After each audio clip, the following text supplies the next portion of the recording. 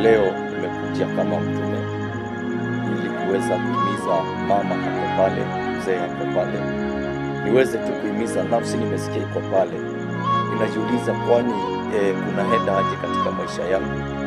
Wewe ambaye unaona kama Mungu ni kama amekuachilia, ni kama ameenda mbali na wewe, ni kama amekuondokea katika mambo yale ambayo unaenda kufanya, kwa sababu ni kama ukijaribu kwenda kufanya hili unapata bado haliendi vile ambavyo unatarajia.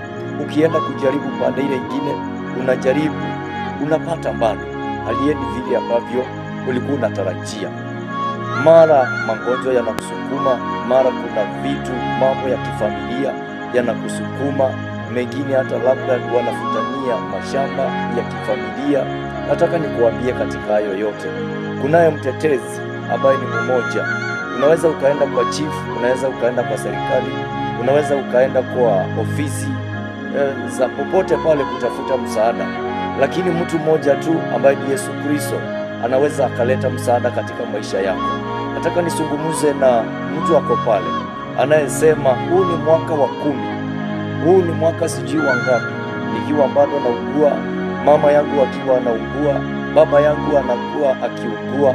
Ni kweli, it is very painful, na najua kweli it is very painful kuona hiyo miaka yote. Kuna mtu amekuwa kwa kitanda cha hospitali, wengine wamekuwa katika wheelchair, hawawezi wakatembea, hawana nguvu ya kujipeleka, lazima wapelekwe ili wakaweze kufika mahali ambapo wanataka.